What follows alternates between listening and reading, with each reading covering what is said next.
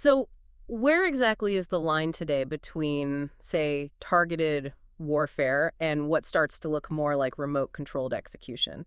It feels like technology is pushing that boundary hard. It really is. And when the actual act of killing removes the person pulling the trigger, so to speak, from any physical risk, does that change the whole moral and legal landscape? That's the big question, and it's exactly what we're diving into today. We're looking at a pretty specific, maybe even radical legal proposal. Yeah, it's a formal document aimed squarely at the International Criminal Court, the ICC. This isn't just academic debate. It's a proposed amendment to the Rome Statute itself. Okay, so the source is the Proposal for Amendment to the Rome Statute of the International Criminal Court Prohibition of Targeted Killing by Unmanned Aerial Vehicles. And the author. It was submitted by Lev Nemotin, who's a U.S. specialist in national security and nonproliferation. The document is dated August 18th, 2025. August 2025. Yep. So fairly recent. That timing seems important. It definitely is. Nemotin highlights this sense of urgency, pointing to, well, the rapid spread of this technology. Think about the context conflicts like the Russia-Ukraine war. Right, you see reports like from early October 2025 about Ukrainian officials in D.C. sharing battlefield drone experience, talking joint production. Exactly.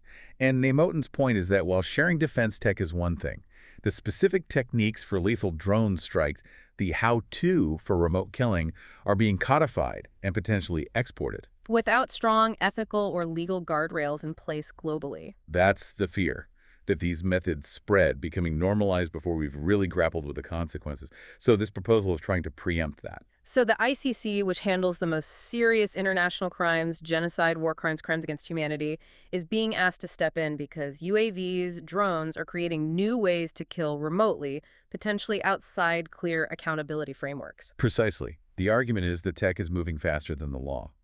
The skills built up in conflicts, they don't just disappear when the fighting stops, they spread. Okay, let's unpack this proposal then. What's the absolute core of it? What are they actually trying to ban? They're pushing for an absolute prohibition.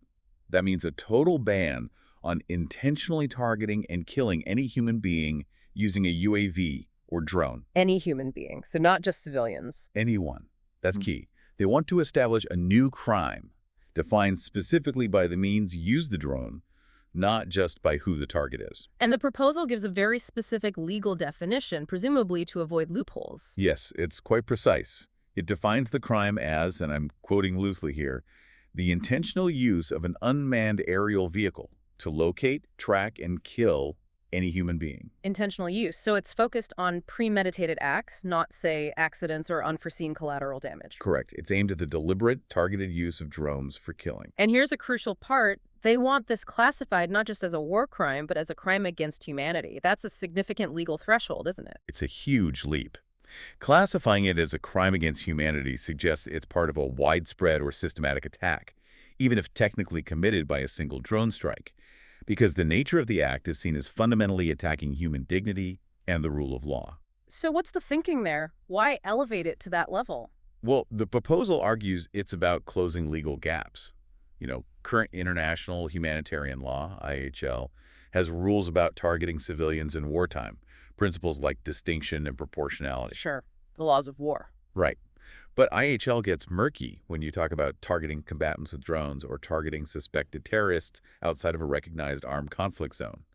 This amendment basically says, forget those distinctions for this specific weapon. He wants to make the ban universal. Exactly, applying to everyone, everywhere, regardless of their status, combatant, civilian, whatever. It's trying to reinforce that fundamental right to life from, like, the International Covenant on Civil and Political Rights, saying this technology fundamentally violates it. So the argument boils down to this particular method of killing is so inherently dangerous to human rights and global order that it can't be justified, even within the existing rules of war. That's the core assertion. They're essentially trying to legislate this specific lethal application of drone technology out of existence. Okay, here's where it gets, as you said, really interesting, maybe politically explosive, the absolute prohibition part. It applies regardless of factors that usually matter a lot in international law. Yes, this is where it directly confronts standard military and legal justifications. The proposal lists 4 key factors that don't matter for this ban. Let's list them first. First, the legal status of the person targeted under IHL. Doesn't matter if they're classified as a lawful combatant or a civilian. Second, Second, whether or not there's a formal state of armed conflict. So, Peacetime, wartime, counterterror operations, the ban applies. Okay. Third factor. Third, the nationality of the victim or the person operating the drone. Irrelevant. And fourth, fourth, the location where the act takes place. Inside a state's own borders, across borders into another country's territory, doesn't matter. That fourth one, location, seems aimed directly at things like cross-border drone strikes against targets in countries without that country's consent. Absolutely. It tackles the borderless reach aspect head-on. But the most radical part might be the next section in the proposal. Which is? Article XX, Section 4 in their draft. It explicitly states no exceptions. No exceptions at all. None. It says no claim of military necessity, no argument based on national security threats, no counterterrorism justification, not even self-defense can be used as a legal defense. Wait, no self-defense? That's Yeah. huge. States rely heavily on self-defense arguments for targeted killings, especially in counterterrorism. It is huge. It directly challenges that justification. Up. The proposal essentially says the intentional use of a drone to kill is inherently criminal, full stop. The act itself is the crime, regardless of the rationale behind it. Okay, let me push back here, play devil's advocate for a moment. Imagine a state has solid intelligence about an imminent, deadly attack planned by a known terrorist leader hiding in a really remote, inaccessible area. A drone strike might seem like the only way to neutralize that threat quickly, precisely, maybe even with less risk to nearby civilians than, say, a ground raid. That's the classic scenario, right? Yeah. The ticking bomb argument adapted for drones. Yeah. If you take away the self-defense justification for using a drone in that specific case, aren't you potentially forcing the state to either let the attack happen or use riskier, less precise methods that could kill more innocent people? How does the proposal answer that?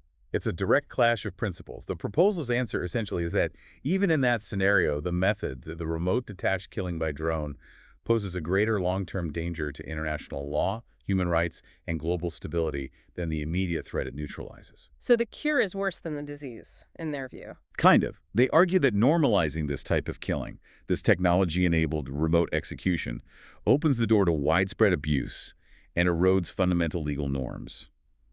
What's fascinating, as you noted, is that it elevates the means the drone itself used for killing to this inherently criminal status.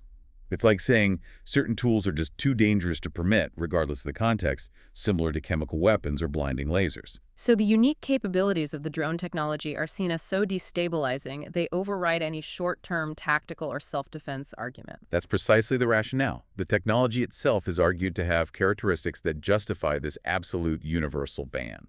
Which brings us nicely to the why. Why single out drones? Why do they need this specific amendment instead of just applying existing war crimes law more stringently? The proposal lays out basically two sets of reasons, ethical and strategic. On the ethical side, the argument is that remote operation, fundamentally diminishes the psychological threshold for killing. It makes it easier psychologically. Easier, more detached. The document describes the act as potentially becoming a mechanical remote execution without due process or moral engagement by the perpetrator.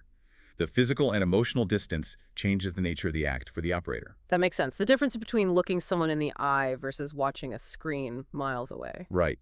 Then there are the strategic grounds, focused more on global security implications.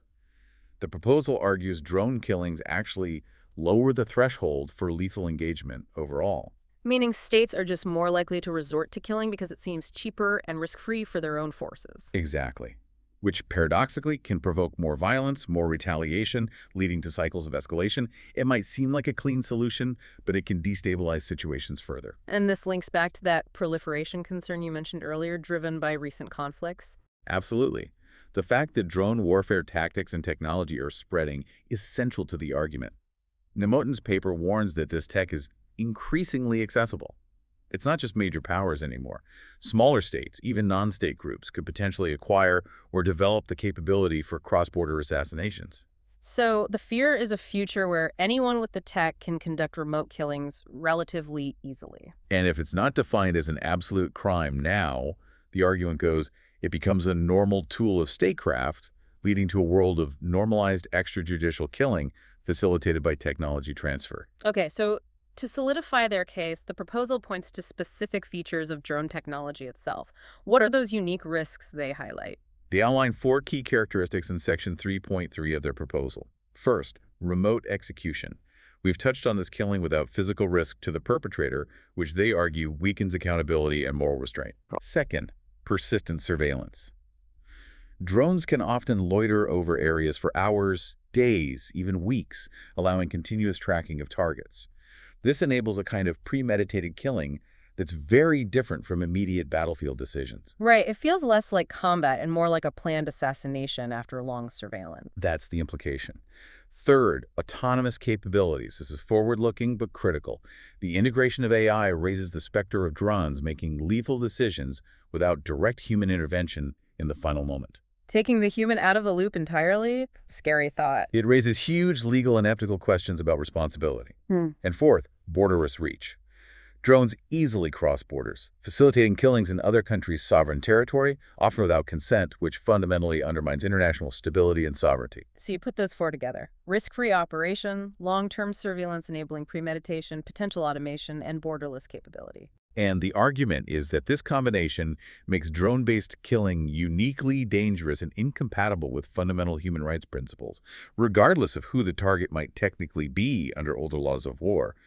It rejects the idea that self-defense can justify a killing method where human judgment is so removed or potentially absent at the critical moment. Okay, let's shift to the practicalities. This is a very ambitious proposal. Let's say, hypothetically, it gets adopted by the Assembly of States parties to the Rome Statute.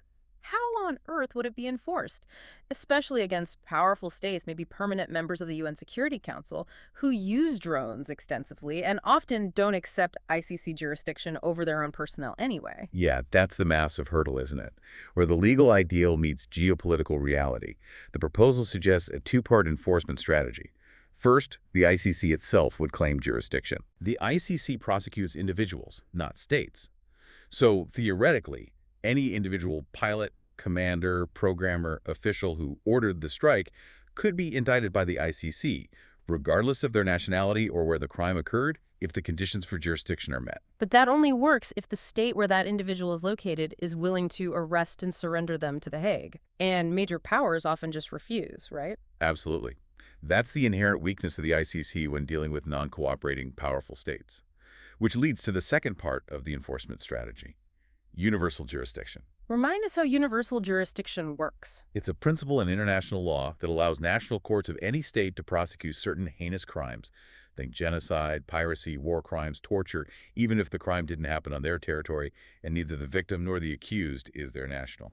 So the idea is that if drone killing is classified as a crime against humanity, Then any state that's party to the Rome Statute and incorporates this new crime into its own domestic laws could potentially arrest and prosecute an alleged perpetrator if that person travels to their territory. so it's about creating a global legal web. Even if the perpetrator's home country shields them, they couldn't travel freely without risking arrest elsewhere. It aims to ensure no safe haven. That's the goal, to create accountability pressure through the collective action of national legal systems applying this universal principle. It forces every country to decide, will they harbor individuals accused of this specific technologically defined crime against humanity?